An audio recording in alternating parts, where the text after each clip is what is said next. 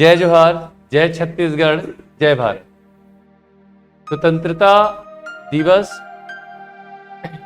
राष्ट्रीय पर्व एक लिखित रूप में है, बट वास्तविकता में स्वतंत्रता का मतलब एक छोटे से वाक्य से समझाता हूं कि जब देश आजाद हुआ, आजाद होने के बाद जब नेहरू जी को एक महिला ने खरी खोटी खूब सुनाई, सारी बातें रखी, तब उन्होंने कहा किस चीज की आजादी है। महिला का प्रश्न था ये किस चीज की आजादी है।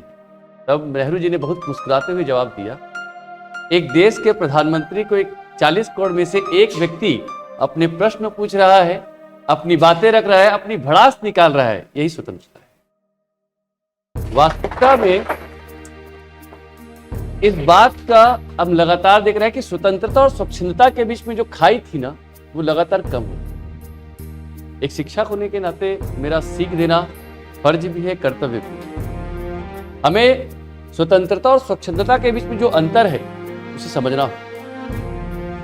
भारत के संविधान ने सारे अधिकार हमें दिए, हर किसी को इक्वलिटी दिया है, हर वो चीज दिया है जो आपको चाहिए, चाहे वो नैसर्गिक चीजें हो चाहे प्राकृतिक, उस सारी चीजों में आप लोग का पूर्ण योगदान है, पूर्ण भागीदारी। परंतु इन सब के बीच में व्यथित तब होता है जब हमारे लिए राष्ट्रवाद, राष्ट्र प्रथम की सोच के बदले जब हम व्यक्ति प्रथम की बात करना शुरू करते हैं, तब वहां पे दुख होता है इस बात को लेकर कि हजारों लाखों जो हमारे बलिदानी हैं, उनके रक्त से ये संचित है भूमि।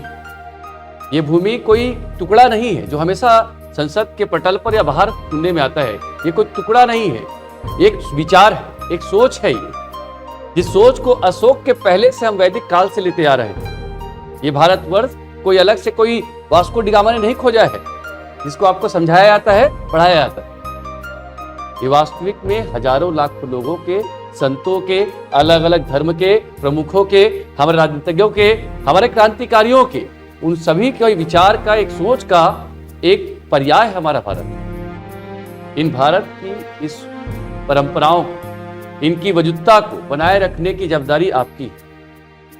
ये जितने आज बैठे हैं, मुझे यकीन है कि आज से 1 साल या 2 साल के बाद मैं अलग अलग जगहों पर इनको देखूंगा। आज गर्व होता है हमें बोलते हुए कि राज्य के 33 जिलों में, सभी जिलों में हमारे बच्चे हैं, और राज्य के बाहर भी अब धीरे धीरे हम भेजेंगे बच्चों। इसी वजह से ही, यहीं से ही मैं चाहूंगा कि देश के केंद्र में जाके ये बच्चे अपनी सेवाएं दें। परंतु इन सब के बीच में एक चीज हमेशा याद रखना, व्यक्तिपरक क्षमता अच्छी बात है, परंतु स्वार्थहीनता या स्वार्थ की बात करना सदैव गलत। एक अधिकारी बन भी जाओ, सबसे पहले समाज होना चाहिए। देखो, हम परिवार को समाज बना लेते हैं, इस बात को समझना। हम अपनी माता पिता, पत्नी, बेटी, बहन, इन तक ही अपने विचार को, अपने आयाम को हम सीमित कर देते हैं। परंतु आप एक जब प्रशासनिक अधिकारी बनते हैं तो याद रखना, आपके जिले के अंतर्गत आने वाला प्रत्येक मानव, प्रत्येक व्यक्ति, प्रत्येक जन, प्रत्येक प्राकृतिक और नैसर्गिक जो वस्तुएं हैं, वो सब आपकी जवाबदारी है। और जिस जवाबदारी को जब आप करेंगे तो आपके मन में राष्ट्र प्रथम की भावना आएगी। और राष्ट्र प्रथम जिस व्यक्ति में है, जिस व्यक्ति में विचार है अपने समाज को बदलने की, मैं यकीनन कह सकता हूं कि वो बालक, वो छात्र अधिकारी के रूप में भी सदैव संतुष्ट भी रहेगा और सदैव प्रथम भी रहेगा। क्योंकि पद निकालना बहुत आसान काम है। सर है, पद पे सर है, ठीक है, हम भी कभी पद पे रहे हैं। पद को प्राप्त करना बहुत आसान काम है, मगर पद की गरिमा को बरकरार रखना उससे कठिन काम है। इस बात को समझना है कि मैं जब भी कभी सुकमा जाऊं, कभी कोंडागांव जाऊं, कभी सूरजपुर जाऊं, आप में सब पोस्टेड रहोगे वहां पे। कभी ये सुनने मुझे ना आए कि ये करप्टेड अफसर, क्योंकि मैं आज 15 अगस्त के इस अवसर पर मेरी दिली ख्वाहिश हमेशा रहती है कि यहाँ से निकलने वाला छात्र परचम लहराया।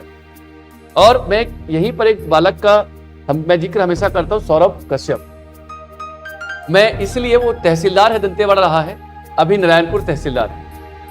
विदिन 2 ईयर वो यूथ आइकन बन चुका है। माननीय मुख्यमंत्री बघेल जी ने उन्हें यूथ आइकन का अवार्ड दिया है। आपको बहुत वाकया बड़ा अजीब लगेगा। तहसीलदार है, आपको लगता होगा सारे पद होंगे, सारे प्रतिष्ठाएं होंगी, सब कुछ होगा, पैसे भी खूब होंगे उसके पास, सब कुछ अपनी अपनी जगह पर आप सोचते होंगे। परंतु यकीन है मुझे कि उस बालक ने अपने 3.5-4 साल के अपने कैरियर में एक सिंगल रुपया करप्शन नहीं किया। और ऐसे ही छात्र चाहिए और ऐसे ही प्रशासक चाहिए, ठीक है, क्योंकि हम किसी और का एग्जाम्पल क्यों दें? जब हमारे घर में ही वो चीजें हैं तो हम बाहरी चीजों को क्यों ले जाएं? ये सौरभ जैसे एक बालक की बात की, सौरभ जैसे 50 छात्र हैं जो राज्य में अपनी सेवाएं इसी स्तर पर दे रहे हैं। कुछ बच्चे भटक जाते हैं, मगर मुझे यकीन है वो वापस फिर से अपने राष्ट्र प्रथम की नीति पे आएंगे। तो आप लोग से दिली ख्वाहिश भी मेरी है, और सबसे बड़ी बात, एक शिक्षक के लिए अल्टीमेट जो सम्मान होता है ना, वो आपका रिजल्ट होता है। हाल फिलहाल में इंग्लिश मीडियम को लेकर मैंने काफ़ी फार्स किया, आप लोग को काफ़ी परेशान किया है, ठीक है। इसका रीज़न बता रहा हूँ मैं, क्योंकि जहाँ अपेक्षाएं ज़्यादा होती है ना, जहाँ पे आशाएं ज़्यादा होती है, वहाँ पे अगर परफॉर्मेंस नहीं होता है ना तो मन टूटता है। यहाँ पर आज बैठे हैं, आज इतने वेतन तो हम दे रहे हैं, जब आप देखेंगे कि किसी पेपर में कि 30 करोड़ के गबन में ये छात्र पकड़ाया है, आपसे दुख ना हमें होगा। इस बात को समझना, गांधी जी चाहते तो आराम के साथ जीते, रसूखदार परिवार से थे, ठीक है। नेहरू जी के पास कोई पैसे की कमी नहीं थी, नेताजी के पास कोई पैसे की कमी नहीं थी, सब रसूखदार परिवार से थे। क्यों इतना माथा पच्ची किए वो लोग?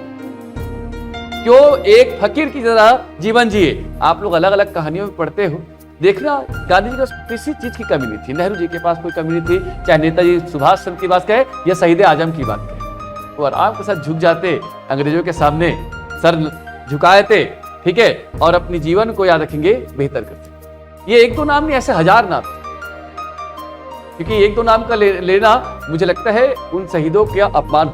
इस सारे में शहीदों की बात कर रहा हूँ, सारे क्रांतिकारियों और अंतज्ञों की बात कर रहा हूँ। हमें उस चीज को समझना कि जब हम एक अधिकारी बन जाए तो अगर अधिकारी के बनने के बाद उसकी जो गरिमा है, मर्यादा है, उसको बरकरार, उस पद की मर्यादा को बरकरार रखे। पहले एक एग्जांपल से मैं समझाता हूं, ठीक है, कि पहले जब हम कलेक्टर से मिलते थे, अधिकारी से मिलते थे, तो बड़ा गर्वान्वित महसूस, वो गरिमा क्यों धीरे धीरे कम हो रही है, क्यों उपहास का कारण बन रहे हैं? ये वास्तविकता, इसमें बोलने की बात नहीं है, उपहास का कारण स्वयं।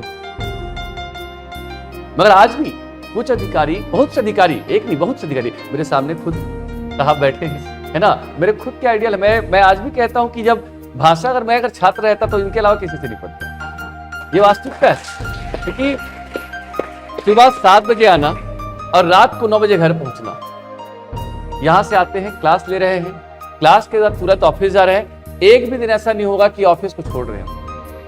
ये आप लोग के लिए एक माइलस्टोन है, एक एग्जाम्पल है जिसको आपको सेट करना है कि आप यहाँ का छात्र शिक्षक धर्म भी निभा लो, अपने कार्य क्षेत्र में अपना धर्म निभा लो और परिवार निभा लो, इससे बेहतर जीवन है, ठीक है। तो आप लोग बेहतर अधिकारी बने, खूब मेहनत करें, ठीक है, और शिक्षकों को इतना गौरवान्वित महसूस कराएं, अपने माता पिता को गौरवान्वित महसूस कराएं कि हम लोग आज सौरभ का नाम ले रहे हैं, कल आशुतोष का, कल प्रगति का और बाकी सारे बच्चों का नाम लेंगे। धन्यवाद बहुत बहुत आप लोग का, खूब सारा प्यार।